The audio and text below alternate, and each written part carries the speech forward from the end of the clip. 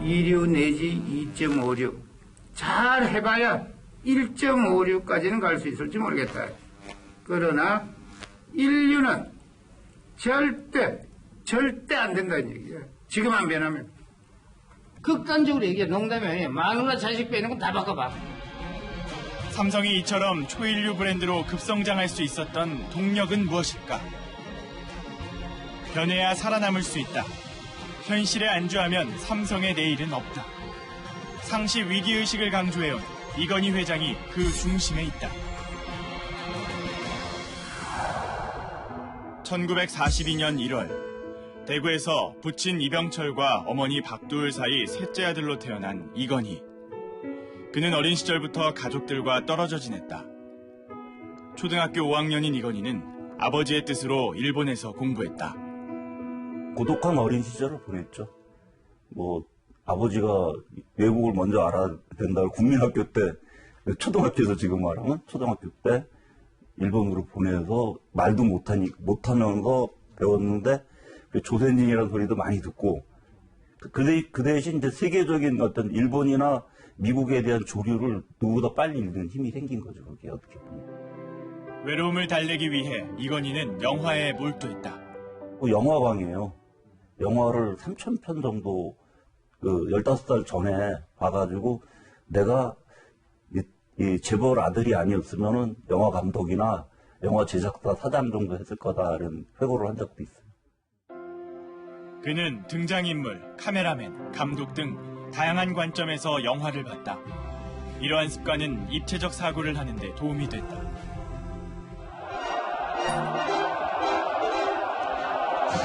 그는 영화 배너를 보면서 배너와 메살라의 차이점을 발견했다고 한다. 배너가 경기 전날 말을 어루만지며 말과 교감하는 반면 메살라는 위협적인 채찍으로 말을 다뤘다. 이건희는 이것을 배너가 보여준 리더십이라고 보았다.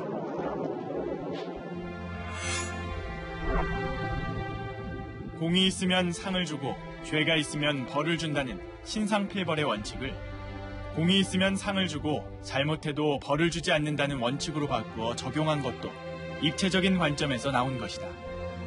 고 이병철 회장은 세세하게 설명하기보다는 현장에서 직접 부딪히며 깨우치는 방식으로 아들을 가르쳤다. 아버지의 지대한 영향을 받은 이건희. 그러나 경영 방식과 스타일에선 확연한 차이를 보인다. 우리끼리 내부 중심의 순혈주의 이런 관리 중심이었잖아요. 그때는 이제 있는 걸 잘 관리하는 이런 측면의 단단한 이런 측면인데 이건희 정을 관리 삼성을 마케팅, 기술이 삼성을 바꾸는 그 패러다임 변화가 크지 않은 생각을 하거든요. 결국 두 분의 차이는 뭐냐 하면 시대가 요구한 것이 달랐다 이렇게 봅니다.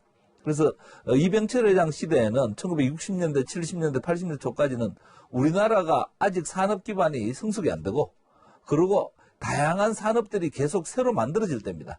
그렇기 때문에 어떤 산업이든 빨리 어느 정도 수준까지 만들어낼 수 있는 조직 역량이 제일 중요했고 이건희 회장이 회장직을 맡으면서 소위 신자유주의 세계화가 일어나고 글로벌화, 경계 파괴, 불확실성이 급증하고 환경이 요동치는 이런 환경이 됩니다. 여기에서는 그런 시스템 경영으로는 급변하는 환경 또는 불확실한 환경에 대응하는 게 불가능합니다. 글로벌 기업 삼성의 모태가 된 것은 자본금 3만 원의 작은 상회였다. 과일과 건어물을 수출하는 삼성 상회는 삼성물산으로 성장했고 이병철 회장은 제일제당, 제일모직, 한국비료 등을 설립해 삼성그룹의 기틀을 다졌다.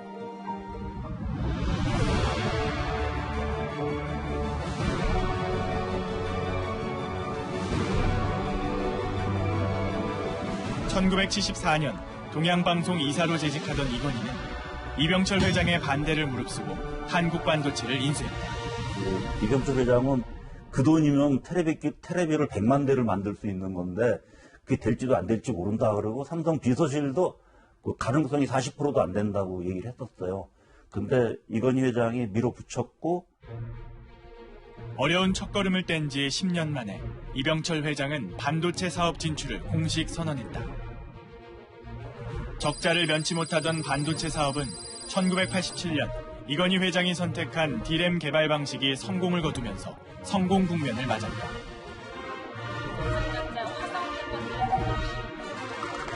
연이은 D램 개발 성공으로 차세대 반도체 시장을 주도하게 된 삼성은 2011년 세계 최대 규모의 메모리 반도체 생산 라인 16라인이 본격 가동에 들어갔다. 네, 여러분 제1호 웨이파이 탄생에 많은 박수 부탁드리겠습니다.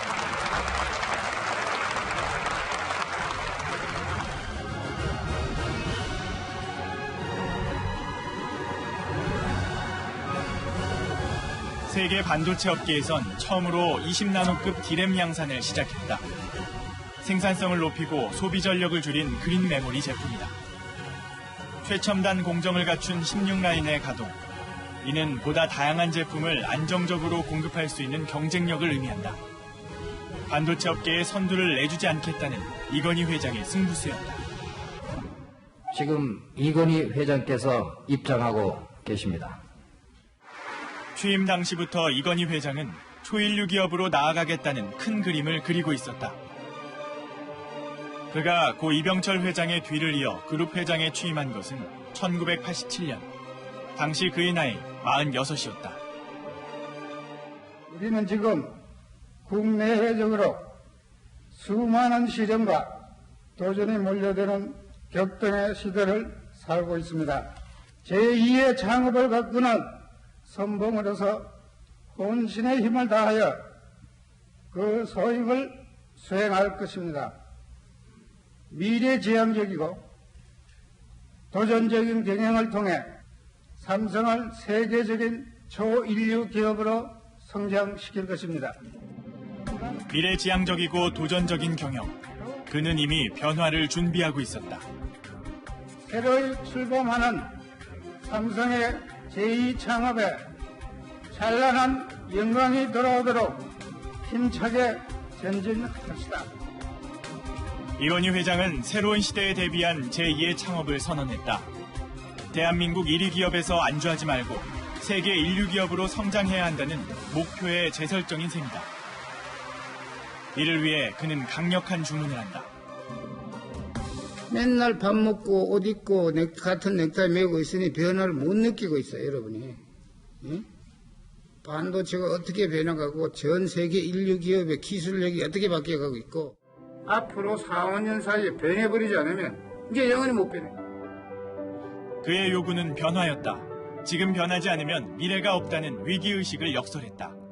국내 최고의 기업으로서 모든 사람이 자타가 공인하는 삼성인데 글로벌 환경 시대에서는 이게 어마어마한 위협 앞에서 그야말로 풍전등화 같은 이런 처지가 될 수도 있다는 걸 인식을 하고 그래서 삼성이 국내 최고 기업으로는 생존도 보장할 수 없다.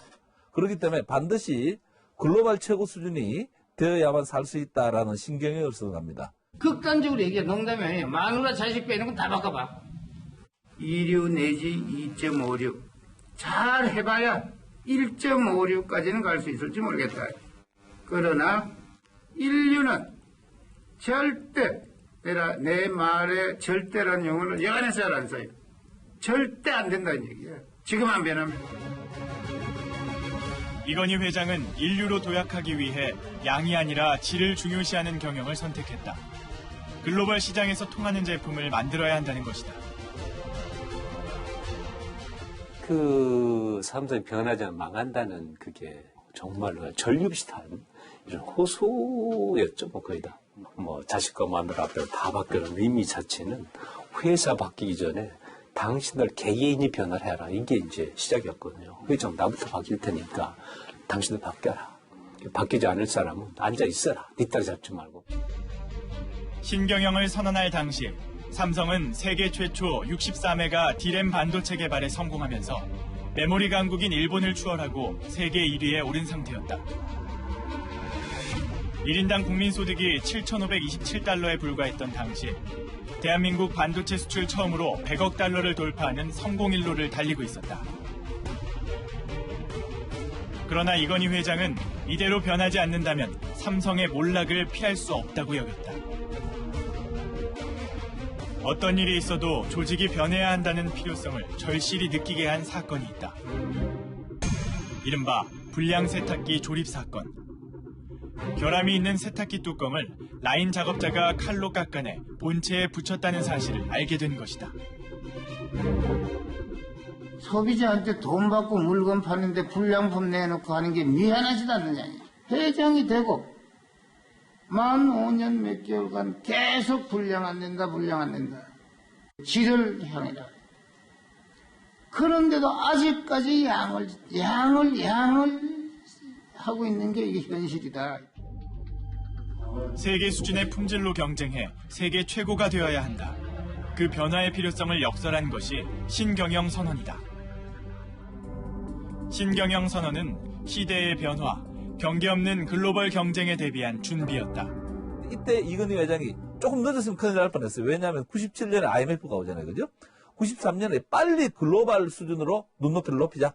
그래서 국내 1위라도 해외에서는 이건 뭐 모든 물건이 거의 먼지 쌓여있고 삼성 물건들이 쓰레기 취급받더라. 이래가지고는 글로벌 기업들이 경기 없이 경쟁하자고 덤벼들면 무조건 죽는다. 이런 이제 위기의식을 미리 가지고 빨리 글로벌 스탠다드라는 그런 눈높이를 모든 면에서 강조하면서 어떤 글로벌 최고의 어떤 목표, 글로벌 최고의 성과주의 뭐 이런 걸 강조하면서 결국 신자유주의적 세계화의 어떤 물결을 이겨낸 게 아니냐. 안 그랬으면 우리나라 경제 전체 IMF 때 아마 죽었을 가능성도 큽니다. 1995년 삼성전자 구미 사업장. 앞으로 고객에게 제공되는 제품은 품질과 기술력이 없으면 결코 생존하지 못한다는 비장한 각오를 가지면서 이날 이곳에선 전대미문의 일이 일어났다. 이른바 휴대폰 화형식이라 불리는 획기적인 사건이었다. 삼성에서 출시된 10만 대의 휴대전화를 포함해 무선전화기, 팩시밀리 등이 부서지고 불태워졌다.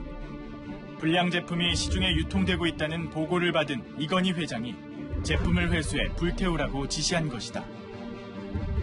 1년간 회사 문을 닫는 한이 있어도 불량률을 없애라는 이건희 회장의 의지는 직원들에게 매우 강렬하게 각인됐다.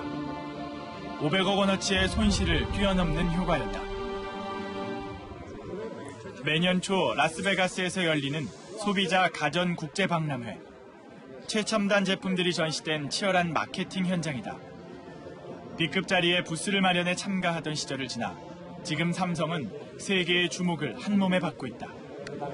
새로운 제품을 만들어낸다는 것은 사람들의 라이프 스타일을 변화시키는 것과 같다. 삼성은 그 선두에 서 있다. 세계 경제 전문가들은 그의 성공 전략을 연구하기 시작했다. 그런데 이건희 회장의 답은 간단 명료하다. 저 개인도 그렇고 국민, 정부 다 힘을 합쳐서 한쪽을 보고 열심히 뛰어야죠. 그 길밖에는 길이 없다고 봅니다. 그가 혁신적인 제품을 선보인 저변엔 안주하는 순간 뒤처진다는 위기의식이 깔려있다.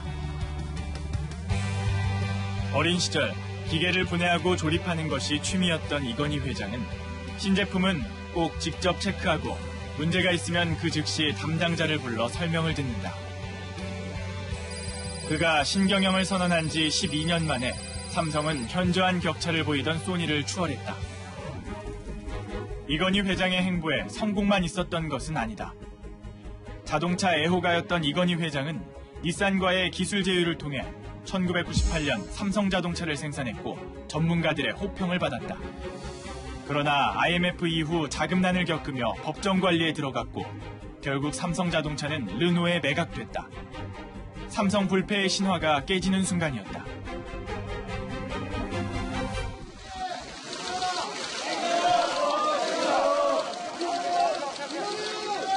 삼성공화국이라 불릴 정도로 영향력이 커진 만큼 논란도 불거졌다. 삼성그룹 법무팀장을 지낸 김용철 변호사가 비자금 차명계좌 의혹을 폭로했고 이 사건은 특검으로 이어졌다. 두 번째 소환 조사를 마친 이건희 회장은 대기하고 있던 기자들에게 심경을 밝혔다. 모든 것이 제 불찰입니다. 도의적이든 법적이든 제가 모두 책임을 지겠습니다.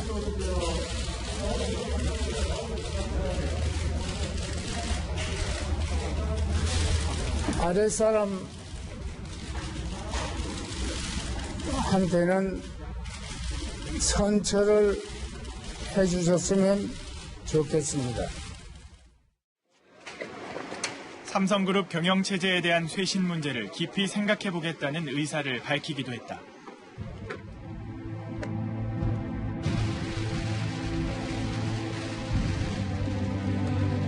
그리고 11일 후 이건희 회장은 조세포탈 혐의와 불법 경영승계 논란에 대한 책임을 지고 경영 일선에서 물러났다. 저는 오늘 삼성 회장직에서 물러나기로 했습니다. 아직 갈 길이 멀고 할 일도 많은데 아쉬움이 크지만 지난날의 허물을 모두 제가 떠안고 가겠습니다. 20년 전 저는 삼성이 초일류 기업으로 인정받는 날 모든 영광과 결실은 여러분의 것이라고 약속했습니다. 그 약속을 지키지 못하게 되어 정말 미안합니다. 안팎으로 일대 파란을 일으킨 사건. 그러나 삼성 측은 눈에 띄는 실패 없이 비교적 안정적인 상태를 유지했다. 저는 그 원인을 두 가지를 보거든요. 하나는 사람에 대한 이것이 정말로 그 소중한 이 자산을 전혀 이 위기 때 오히려 이 사람들을 더 강화시켜. 예를 들면 그 아무리 그 회사가 어려워도 교육비는 절대 깎지 마라. 이게 원칙 지금도 계속 유지되고 있거든요. 그래서 위기 때 우리 사람을 잘 확보하고요. 오히려 더 키웠던 거 하나하고 두 번째는 그 위기의식을 계속 잘 나갈 때 오히려 강조해서 그거를 직원들이 공유하고요. 오히려 그때 더 똘똘 뭉치는. 그래서 위기 때 오히려 2, 3년 뒤에 보면 더 성장한 이런 배경이 있지 않나. 그래서 위기의식하고 사람에 대한 그 육성, 그 전략을 지속적으로 가져간 거. 이게 두 가지가 저는 성공 요인을 봅니다. 인재 경영이 삼성의 경쟁력이라는 신념을 가지고 있었던 이건희 회장. 업무의 절반 이상을 핵심 인력 확보에 두겠다고 할 정도로 인재 찾는 일을 중요하게 여겼다. 이건희 회장은 기업에 큰 영향을 미칠 경쟁력을 가진 분야로 디자인을 꼽았다. 이미 1993년 다가올 시대엔 디자인이 가장 중요해질 거라고 강조한 바 있다. 당시 삼성전자 디자인 고문이었던 후쿠다 다미오는 이건희 회장에게 보고서를 제출했다. 신제품을 만드는데 상품 기획서가 없고 디자인의 개념을 윗선에서 이해하지 못한다는 내용의 내부 비판 보고서였다. 이 보고서는 디자인 혁신을 촉발시켰고 극적인 성장의 계기가 됐다. 이건희 회장이 선언한 디자인 혁명은 신경영 선언의 연장선이다. 그는 공장, 마케팅, 브랜드 등의 디자인을 접목시키고자 했다. 글로벌 자문단을 통해 디자인 전략 기획을 강화하고 디자인 인력을 확대하며 디자인 역량을 키워갔다. 전문가들은 삼성과 소니의 희비를 가른 것이 디자인이라 평가하기도 한다. 2011년 남아프리카 공화국 더반에서 열린 IOC 총회. IOC 위원 이건희 회장도 참석했다.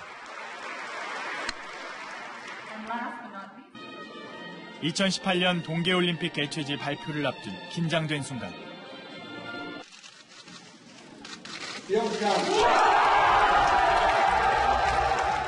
대한민국 평창의 동계올림픽 유치가 결정됐다.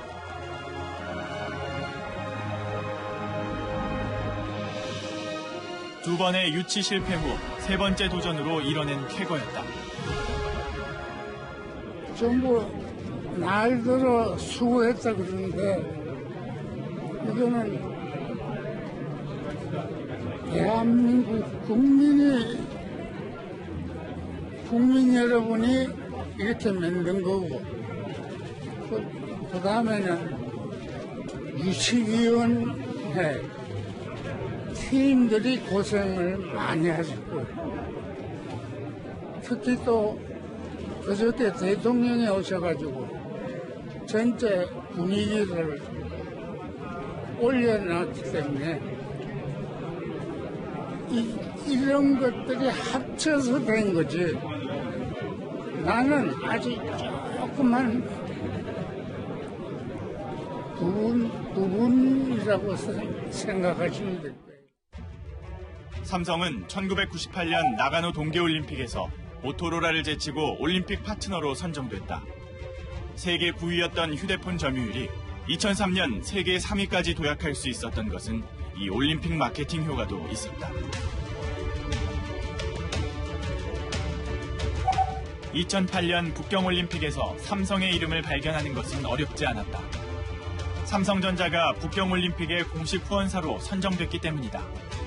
삼성은 천문학적인 비용을 투자하며 올림픽 마케팅에 힘을 쏟았고 그 경쟁에서 우위를 차지했다. 이건희 회장의 스포츠 마케팅에 빼놓을 수 없는 것이 골프다. 무명에 가까운 박세리 선수와 정식 계약하며 지원을 시작했고 2년 후 박세리 선수는 미국 LPGA에서 우승을 거머쥐었다. 그와 함께 삼성의 브랜드 이미지도 가파르게 상승했다. 2000년대에 들어서면서 이건희 회장은 새로운 경영 패러다임을 제시했다. 이건희 회장은 신경영에서 끝난 게 아니고 계속 어떤 새로운 키워드, 새로운 이슈를 화두를 던졌잖아요. 2006년도부터 이제 창조 경영, 디자인 경영 이쪽인데, 삼성도 영원히 패스트 팔로 이쪽 하려면 실제로는 기존 그 컨셉까지 되겠지만, 퍼스트 런너가 되잖아요. 이제 주도권을 쥐는 이쪽 시장 가려면 패턴 바꿔야 된다는 측면에서 있는 거를 쫓아가는 이게 아니고 새로 만들어내는 이 창조 경영의 시작이 아닐까. 이건희 회장은 국내 1위, 세계 1위에 절대 만족하지 않았다. 그 자리에 머무르는 법이 없었다. 항상 그 너머를 바라봤다. 영원한 초일류 기업을 꿈꾸며 삼성과 한국 경제를 이끌어왔다. 영화와 개를 좋아했던 외로운 소년. 기계를 뜯어보며 사물의 다른 면을 깊숙이 바라보길 좋아했던 청년. 세계 최고를 위해 가족 빼고 모든 걸 바꿔보라며 혁신을 다그쳤고 그렇게 오른 세계 1위 자리에서 모두 축배를 들 때 앞으로 다가올 위기를 응시했던 기업가 이건희. 그가 마지막까지 열정을 쏟았던 창조 경영의 길은 아직 현재 진행형이다. 정답이 없는 시대, 예측 불허의 초경쟁 시대를 맞는 지금, 그의 죽음을 안타까워하는 사람들에게 이건희 회장은 이렇게 말하고 싶어 할지 모른다. 저 개인도 그렇고 국민, 정부 다 힘을 합쳐서 한쪽을 보고 열심히 뛰어야지. 그 길밖에는 길이 없다고 봅니다.